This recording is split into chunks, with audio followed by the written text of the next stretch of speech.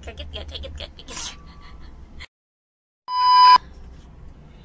Belum selesai, jadi tonton sampai habis ya teman-teman, karena di video terakhir aku akan mencantumkan rekaman antara reporter dengan gubernur di Kalimantan Timur.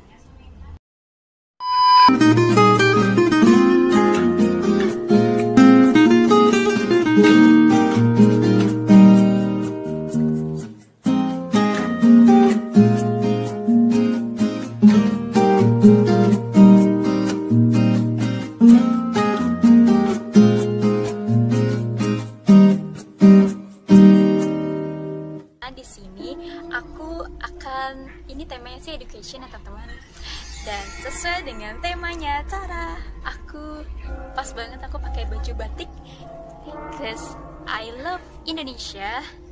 Ini adalah buatan Indonesia dan aku bangga jadi anak Indonesia, maka aku pakai baju batik. Dan back to topic, oke, kita membahas mengenai Sexy Killers. Film Sexy Killers itu bertemakan tentang film yang kalau aku bilang keren banget karena bisa ditonton untuk semua kalangan. Dan awal mula aku tahu film Sexy Killers itu dari grup kelas aku. Dan di situ sih aku berpikir aku nggak bakal nonton film itu. Guess what? Karena di situ gimana ya, title-nya ya teman-teman, dari sudut title-nya kan Sexy Killers, itu tuh udah vulgar banget ya untuk kalangan Indonesia punya. Kalau mendengar title Sexy Killers itu kayak berbau gimana ya, seksi itu kan kayak tau gila kayak gimana seksi, dan killers itu adalah kayak apa ya, kayak seorang pembunuh mungkin kalau dalam bahasa Inggris ya. Jadi seorang pembunuh yang seksi kan, jadi pemikiran orang kan jadi ini filmnya kayak nggak gimana gitu, kayak nggak senonoh, atau kayak filmnya itu males nontonnya, itu kayak nggak attitude banget. Nah gitu. Cuman dari situ tuh aku jadi kayak gimana ya, aku bilang it's not my passion, bukan film gue banget. Dan ada satu orang lagi ternyata yang nge-share itu filmnya sama, masih Sexy Killer, cuman dia ngecantumin link YouTube-nya itu film yang secara komplitnya. Dan di situ barulah banyak yang berpikir pro dan kontra. Dan di situ aku ngelihatnya karena aku kan mikir di grup chat kelas aku itu kan, overall itu anak-anak yang di atas umur 19 tahun ya, you know that lah, pemikiran kan udah di atas kalau dibilang ya, udah pemikiran dewasa. Dan kalau untuk semacam film-film seperti ini itu kan bakalan gampang banget yang nge-share untuk hal-hal yang tidak kayak tidak education kan. Karena kalau biasanya aku kalau ke grup aku tuh pasti aku ngelongkap doang, itu cuman kayak sebatas biar ngilangin tuh notif chat doang. Tapi di situ banyak pro dan kontra ya di chattingan yang itu. Di situ aku belum berpikir untuk nonton. Dan di situ juga ada yang bilang katanya itu durasinya itu 1 jam lebih. Dan aku berpikir film apa sih sampai 1 jam lebih, kayak nggak penting banget tuh film, ngapain gue buang-buang waktu 1 jam untuk nonton yang kayak berbau-bau seksi gitu. It's not my passion ya, balik lagi itu bukan jati diri aku, bukan sesuatu yang aku sukain. Next, di hari berikutnya aku juga punya suatu grup Writing in the Sky, dan adalah grup kepenulisan aku. Nah di grup Writing in the Sky ini dia nge-share tentang link yang sama film Sexy Killers yang sama. Dan di situ Jadi ada yang ngebahas gitu, dan disitulah panca indera aku terbuka. Aku bilang, ini filmnya kayak gimana sih? Aku jadi mulai kepo. Dan ya tahu sendiri lah anak-anak zaman sekarang kalau harus ada spoiler dikit untuk memancing, untuk memicu. Karena kan kalau misalnya itu sesuatu yang tidak berguna, it's not important ya teman-teman, itu nggak penting banget untuk ditonton. Oke, next to topic. Intinya aku dari situ nonton film itu yang berdurasi 1 jam lebih. Aku nonton itu bener-bener, aku nonton no skip, bahkan aku nonton sampai berulang-ulang untuk memahami konsep itu. Dan di sini adalah suatu requestan dari teman penulis aku juga. Dia itu nge-request, coba dong bikin video mengenai film Sexy Killers. Oke, aku sanggupin, dan hari ini baru aku sanggupin ya teman-teman. Dan di kali ini kalau kita bahas tentang film Sexy Killers, aku udah cantumin di bawah film itu, kalian bisa nonton sendiri, pahami sendiri, nelaah sendiri. Cuma di sini kita akan tukar pikiran tentang film Sexy Killers itu sendiri. Oke. Jangan sampai di skip ya video ini, karena ini mungkin video edukasi aku yang untuk keberapa kalinya, dan di sini kita harus belajar serius. Aku pengen tahu kalian itu nonton film Sexy Killers itu di bulan, tanggal, tahun keberapa. Watching to the end ya teman-teman.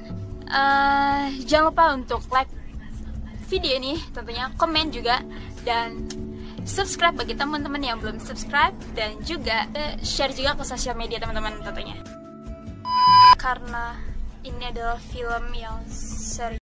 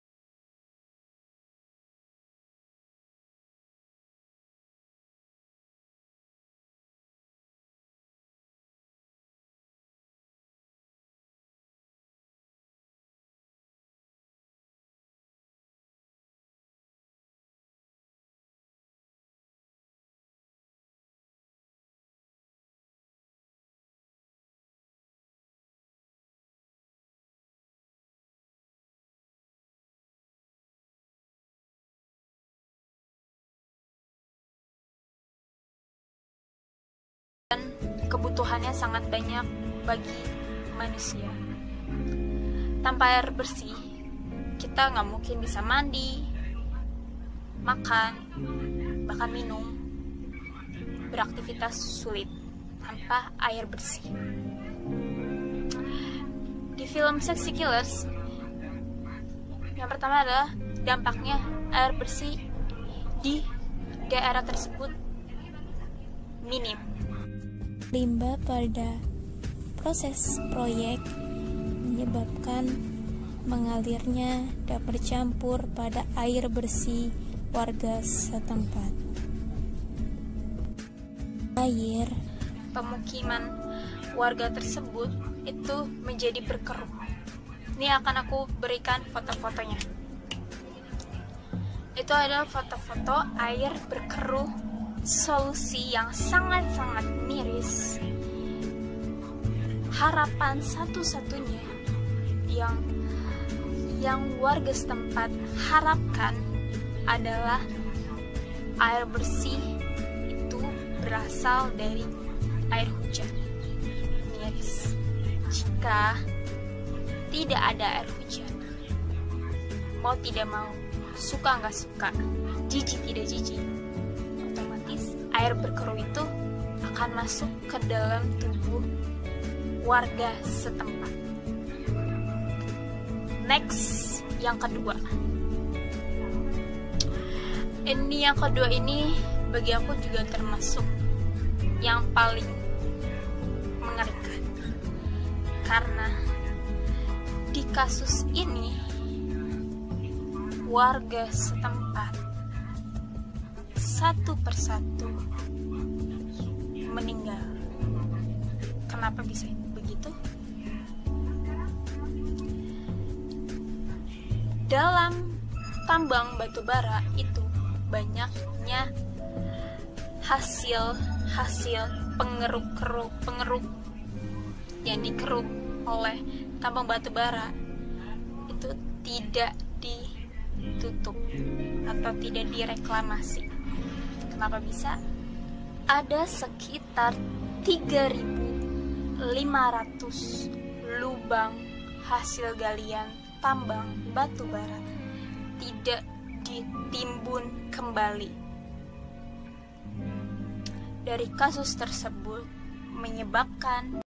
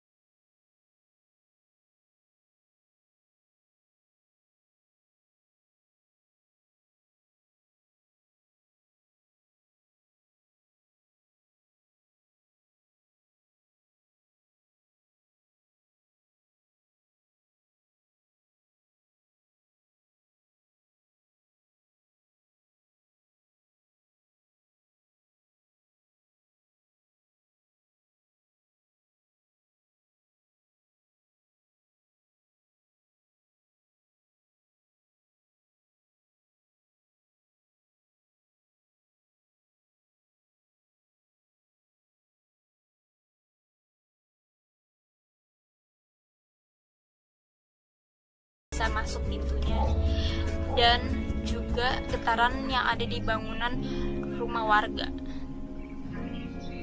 Simpelnya, kenapa? Karena proyek-proyek bangunan itu menyebabkan dampaknya itu ke pemukiman warga. Jadi kayak semacam getaran, terus rusaknya tembok-tembok, terus engsel pintu warga itu jadi tidak tertutup. Itu karena penyebabnya dari aktivitas proyek tambang batu bara. Apakah warga bisa komplain? Seharusnya bisa. Seharusnya pemerintah jangan cuma melihat proyek-proyek yang hanya menguntungkan pihak setempat. Seharusnya kedua belah pihak itu harus mempunyai resolution atas apa yang akan menjadi dampaknya. Contohnya dampaknya ini kan terjadi ke rakyat. Seharusnya pihak perusahaan juga menekankan pada rakyat itu apa sih keuntungannya dari ini, apa sih yang akan terjadi. Juga rakyat itu juga harus bisa mengsiasati jika terjadi adanya keburukan yang akan terjadi pada rumahnya. Jadi sehingga kedua belah pihak ini, antara rakyat dengan proyek, agar tidak terjadinya yang satu yang menguntungkan, satunya tidak menguntungkan, harus sama-sama menguntungkan. Oke, next to case yang number 4. Ini kasus jadi jalan-jalan di pemukiman warga itu rusak. Ini jalan utama ya teman-teman, bukan jalan kayak kan kota Jakarta dengan daerah Kalimantan Timur kan beda banget. Kalau di Jakarta kan ada gang, jalan raya, ada tol, terus ada jalan perumahan gitu. Nah, tapi kan kalau di daerah Kalimantan Timur itu pasti aksesnya adalah hanya bisa dihitung jari lah teman-teman, atau bahkan one akses doang yang ke warga setempat. Kalau di sini itu rusaknya itu adalah jalan utama, bukannya jalan kayak jalan gang itu, bukan, tapi ini jalan akses utama warga ke kota itu ini rusak. Next, masih di Kertanegara, bapak-bapak yang tidak mau disebutkan namanya itu mempunyai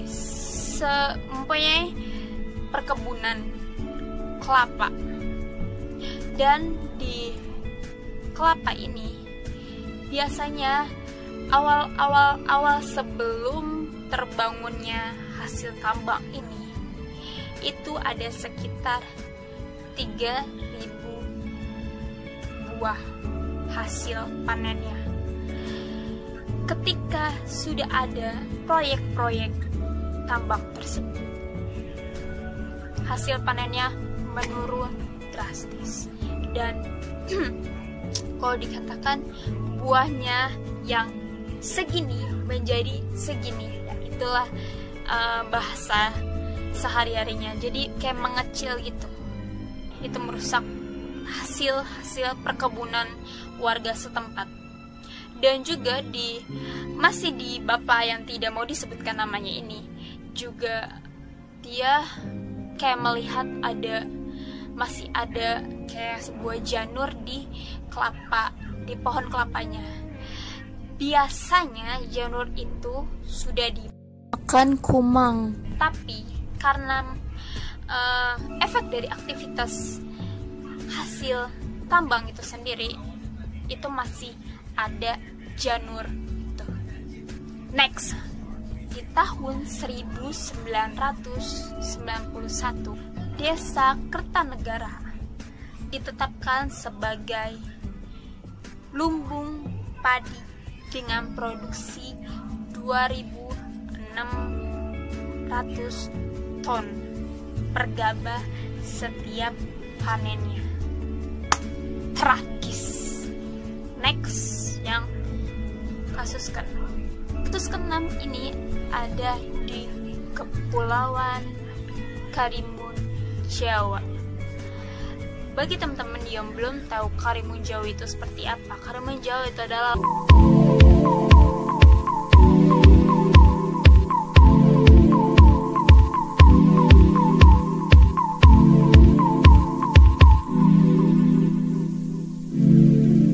laut, destinasi wisata bagus yang berada di Jawa Tengah. Itu airnya jernih banget, itu keren banget, dan itu banyak banget turis-turis bule datang ke Karimun Jawa untuk ya bisa juga traveling. Ada juga yang yang berenang itu aku lupa namanya, bisa kalian komen di bawah itu namanya apa tuh, aku lupa pokoknya. Dan di situ juga termasuk dampaknya. Apa sih dampak dari Karimun Jawa? Sedangkan kan tambang batu bara itu kan di Borneo, Kalimantan Timur, Karimun Jawa kan di Jawa Tengah. Oke, fokus ya teman-teman, pasti di sini fokus kan? Dan di Karimun Jawa itu adalah tempat hilir mudiknya tongkang batu bara. Sampai sini masuk mana? Oke, serius. Tongkang, jika kalian tidak tahu, tongkang itu adalah kapal pengangkut khusus penghasil hasil tambang batu bara. Jadi, tongkang itu akan hilir mudik Karimun Jawa untuk mengantarkan batu bara ke PLTU yang ada di Jawa dan di Bali. Oke. Apa sih dampaknya? Dampaknya itu ada di jika musim hujan, tongkang-tongkang akan memarkirkan dirinya dengan menepi dan menjatuhkan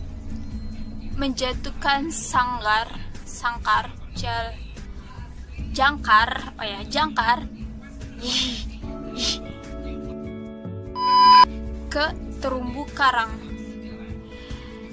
Jika dalam satu PLTU membutuhkan 2 tongkang batu bara, kalian bisa hitung sendiri berapa PLTU yang ada di Jawa dan berapa juga yang akan dibutuhkan tongkang-tongkang batu bara hilir mudik dan menyebabkan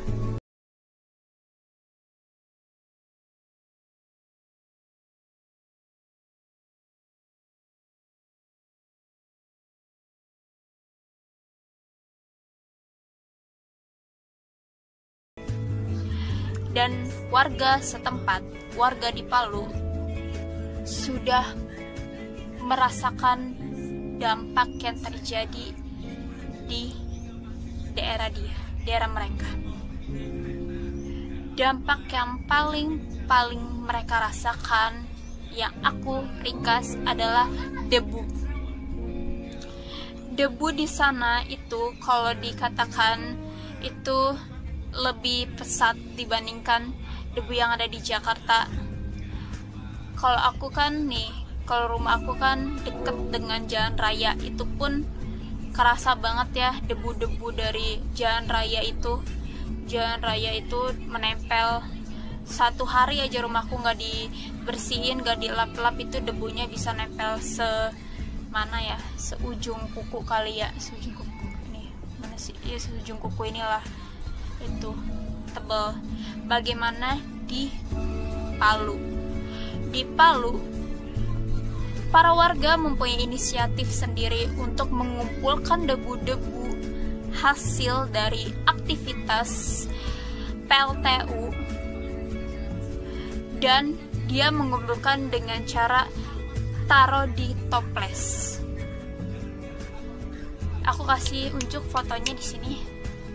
Dan kalian bisa komen debu ini benar-benar real atau sebagian besar aja itu debu dari hasil aktivitas tambang batu bara yang ada di PLTU, dari kasus debu yang ada di daerah Palu. Sebagian besarnya sudah masuk ke dalam tubuh mereka.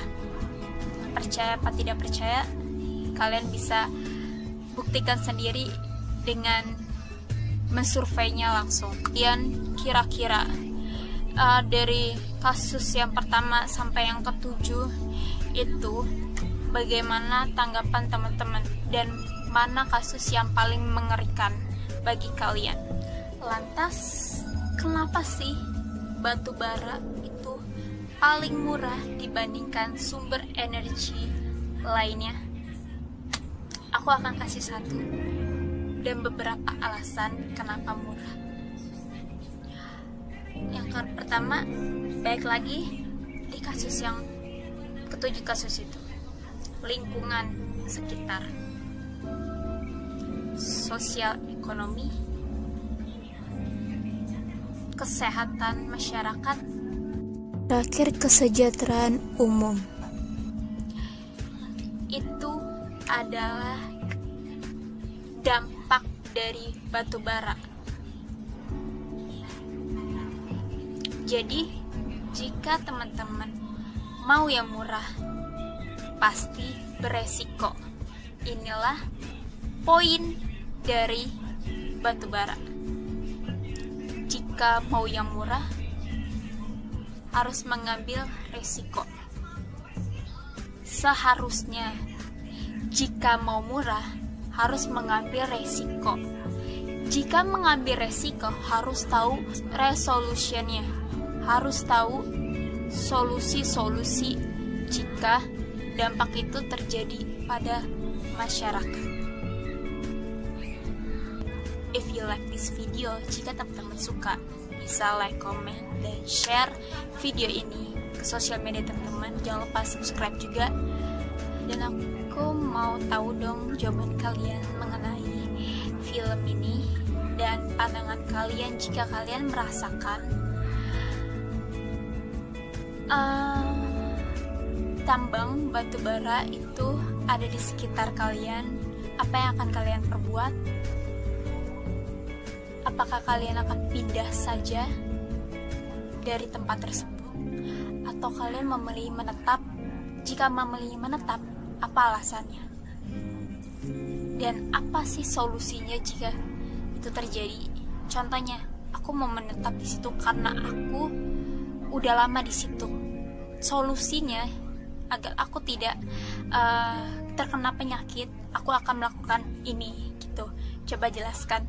Dan aku juga pengen tahu tanggapan teman-teman mengenai rekaman yang akan aku perlihatkan kepada kalian. Videonya sampai di sini aja. Thank you so much yang sudah nonton video ini. Jika ada salah kata dan perbuatan, ini adalah sebuah tukar pikiran. Bisa dikritik dengan bahasa yang sopan. Oke, thank you. Korban terus jatuh begini, Pak. Di masalah. kolam tambang. Nasibnya kesian. Ikut prihatin. Apa sih ikut prihatin? Ya. Untuk memutus ini bagaimana, Pak, dari Kenapa? Pemprov Kaltim supaya tidak ada lagi korban jiwa, Pak? Kenapa? Korban jiwa itu di mana-mana terjadi. Tapi kan ini bekas kolam tambang, Pak, meninggal. Ya namanya nasibnya dia meninggalnya di kolam tambang kan gitu. Itu aja. Nggak ada upaya, Pak, Prihatin. supaya tidak terjadi lagi, Pak? Ya. Pasti upaya kan. Itu kan pertanggungjawabannya dunia akhirat. Oke, Pak. Waspada, masyarakat tahu ada lubang, ya kita sudah sampaikan, sebarkan ke seluruh Sumbar, dan itu kan sudah ditandai, jangan sampai ada yang namanya pasti aja lagi. Heran juga aku, jangan-jangan